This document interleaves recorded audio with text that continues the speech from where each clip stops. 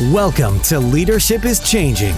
Each week, we and our guests provide information and insights through exploring leading change. This is taking your leadership to another level by finding the balance between executive excellence and personal well-being through stories that inspire real change. It's time to adapt in our fast-moving world when leadership is changing with your host, Denis Gianoutsos. Hey, welcome to the show, Leadership is Changing.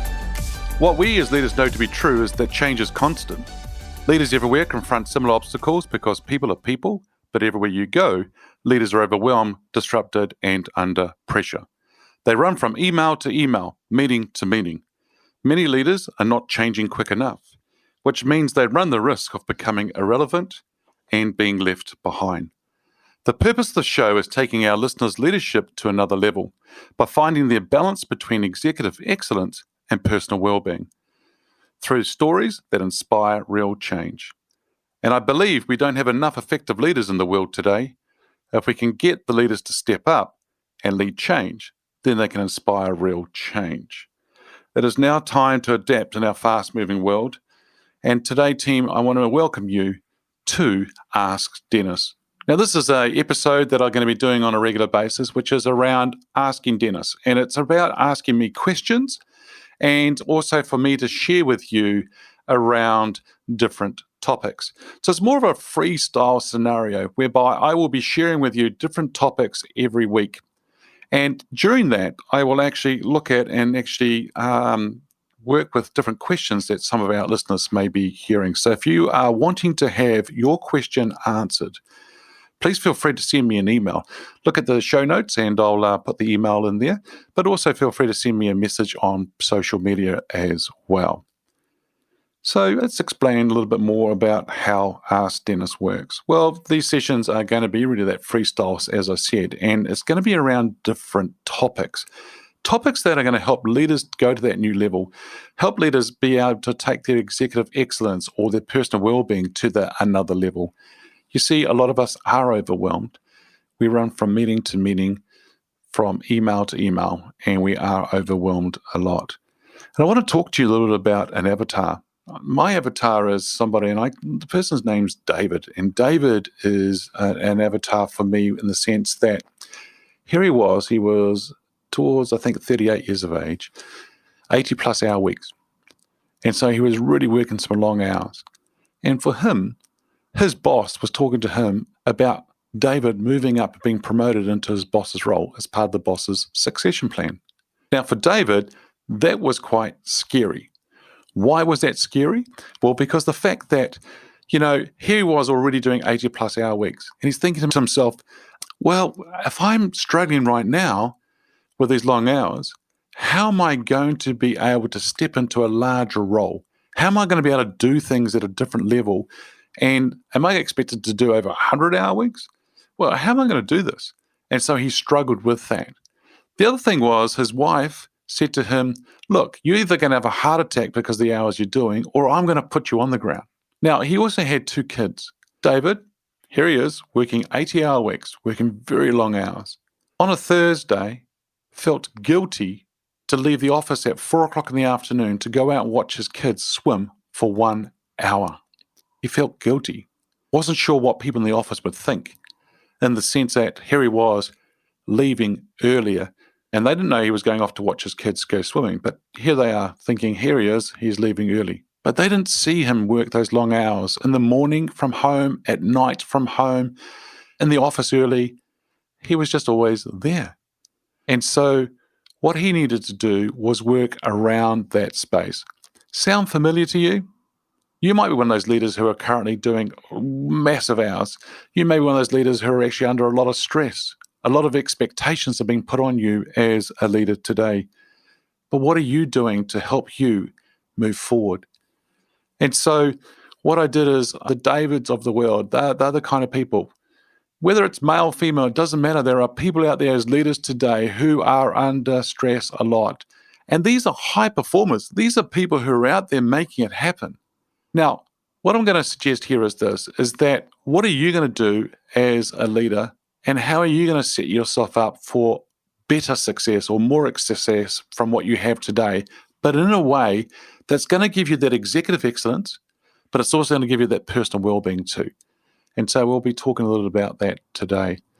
The thing I want to really talk to you about that is going to help you along that way is what type of leader, well, being the leader you want to be is really what I want to talk to you about today. So about being the leader that you want to be.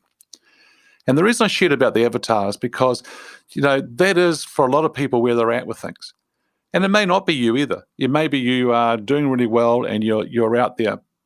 However, there might be somewhere where you want to go next, but you also want to think about, how can I be a better leader? In fact, I want to be a leader that I want to be, but also I want my team to follow me and want to be around me as well. So that's what I'm going to be talking about today.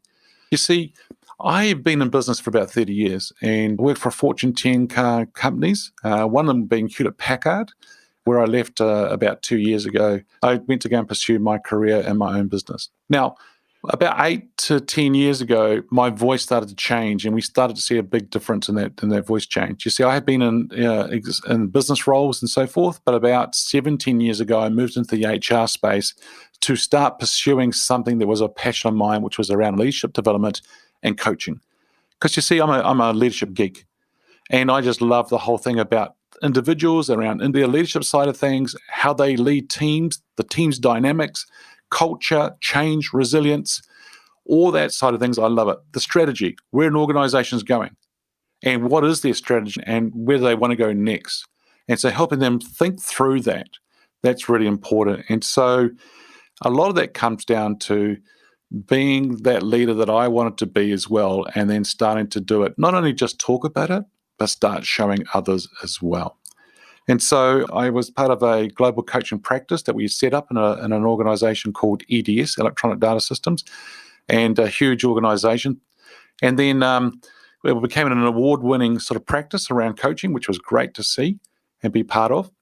And then a few years later, we were bought out by a large organization called Hewlett Packard. And then we became a 350,000 people organization with 22,000 people care managers. 22,000, huge. And then, Hewlett Packard bought us out. They actually said, we don't want that global coaching practice. And so of the 6 full-time coaches, 4 were made redundant and 2 remained. And I was one of those 2. And I was appointed as the global delivery lead for executive and leadership development. So for 10 years, I got to travel the world. I got to travel the world to work with teams and individuals and high potentials and talent around the whole organization. I got to work with high-performing teams and take them to another level where they needed to go to. And a lot of it came down to this one thing is, what kind of leader do you want to be going forward? And being the leader you want to be is really important.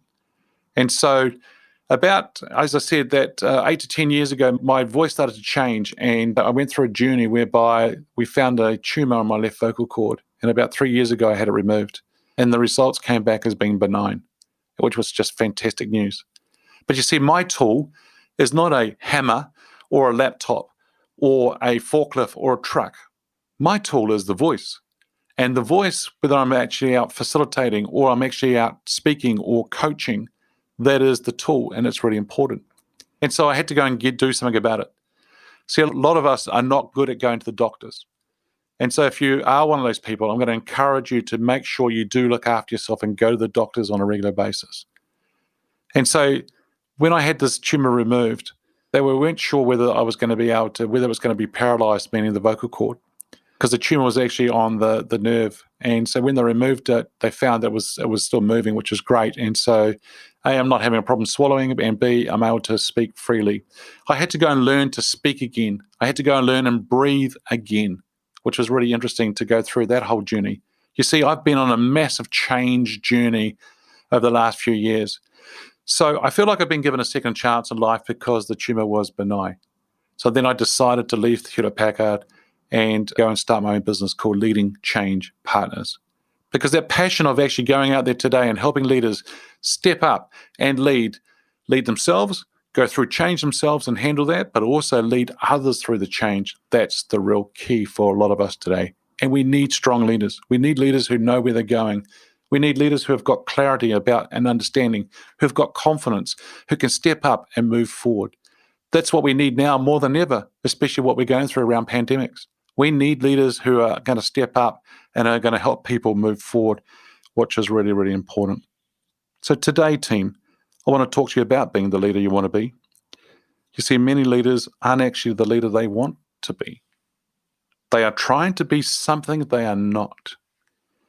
It's almost like they've got a mask in front of them and they're hiding behind it. They're almost going into an acting role. They're being something they're not. Sound familiar? Are you one of these leaders who is trying to be something that you're not? Or do you know a leader who is struggling, who is trying to be something they're not? See, for a lot of leaders, they get thrown into the deep end to become a leader because people look around and they go, oh, who do we got? Oh, that person over there, that subject matter expert, they'll be really good. They'll be fine. Ta-da! Congratulations, you've been promoted as a leader. Now, good luck. See you in a year's time. And that happens to a lot of leaders. They get thrown in the deep end and they don't always get the support. And so then they try to be something that they're not because they're not sure what they need to do or how they're going to do it or what they should be doing going forward. You know what? People aren't dumb because your team or your organization, if you're trying to be something that you're not, they can see right through you. They can see whether you're being authentic or not. And so today, I'm going to be talking about what we might need to do about being the leader you want to be. First of all is think about the person or think who you are as a person. You see, the title of a role doesn't make us a leader. The title is a title. And what I find quite interesting right now is that a lot of people are looking at titles and so forth, and they've been in an organization for a long time. You see, I think what's happening in the industry is that with COVID, as the pandemic as an example, it's going to be exaggerated even more in the sense that we'll see a lot of organizations actually reduce numbers of staff or employees. Some of them are going to be financially struggling. And so what they're going to do is they're going to reduce their staff. And what I'm finding here already is I'm seeing leaders come out of organizations who are in their early 40s to mid to late 50s. Now, there might be some even younger than the early 40s, right? Who are struggling because they have been in the organization 15 years, 20 years, 30 years. In fact, for some of them, that organization has been their life. But there's others who have been in the organization less. They're going to come out of it. But their whole identity is around that title or that organization. And that's not who they are. They are who they are. The role is not them. That's a role that they have been fulfilling or doing. But that doesn't make them as the person. And so the title doesn't make us as a leader. That has two things I'm talking about here. One, that's not your identity. That's number one. Number two, just because you're a leader, that doesn't mean you got a title of a leader, doesn't mean that makes you the leader. Because you see, you need to have a team around you. If you are a leader and you turn around, you'll see people following you. If you don't, it just means that you're going for a hike by yourself. And so what you do as a leader, in other words, the title doesn't make you as a leader. Your identity is not associated with the role. So it comes down to this. What are your values? What are your principles? What are those values and what are you doing to make sure that you're following them and helping them come true? Because you see, your values is what makes you. That's what makes up of you. That's what you are as a person, is those values. So that's interesting. So think about who you are as a person. Now think about the leader you want to be. There are plenty of examples out there today of leaders that you might want to be like. I'm also sure there's a whole lot of leaders out there that you probably don't want to be like either. And I think that's a great thing for us to understand. Leaders that we do want to be like and leaders that we don't want to be like. Now, for the ones that we don't want to be like, we can learn a lot from those leaders because we can see things that they do that we don't think is right or we could actually fix. Now, I'm not going to ask you to copy the leaders that you think are great examples out there. So don't copy them. The important thing here is for you to be you. Now, look at what the things that they do and what you admire that they do. And so then see what you want to take. So take the best out of several leaders and decide what you want to do going forward to help you be the leader that you want to be. The third point I'm going to talk about here is see what you need to do to help you develop and becoming the leader you want to be. Now, a lot of leaders are sort of not out there developing themselves. And what I mean by that, so change is constant, as we always talk about. If we are not developing, growing, and becoming the person we need to become to lead organizations forward in this ever faster changing world, then what does that mean? If we're not moving forward, then we're actually going backwards. What? What did he just say? If you're not moving forward, you're actually going backwards. In other words, if you're standing still and you're not developing or growing, if you're not out there developing yourself or your teams, it means you're actually going backwards. Everything else in life is moving forward and it's getting faster and faster. If we are not changing to stay ahead of the curve, if we are not changing to stay ahead of technology, not staying ahead of other things that are happening, then what happens here is that we're actually going backwards because everything else is going to go move faster. So then how do you stay ahead of the curve? How do you develop yourself or grow as a leader? One could be going out and doing some more study. That could be one option, right? Now, when we say study, what do we mean by that? How can leaders develop themselves and become industry focused / I want to more say have that knowledge of the industry and understand what's happening in your industry and in the marketplace? What could you do? Well, there's several things that you could look at. Number one is you could go to a university or some tertiary education type scenario or some sort of executive short courses type scenario where they do residential courses for a period of time, like 5 days. You could do that. Number two is that you could actually start looking at white papers.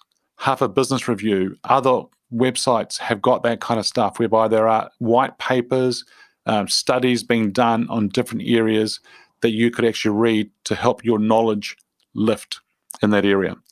The other one would be books. Now, some people say to me, "Oh, Dennis, look, I'm a manager and I don't have time to be reading books." Yep, okay, we're all busy, but there are other options out there. A book could be 200, 300 pages long. So if you don't actually have time, what could you do?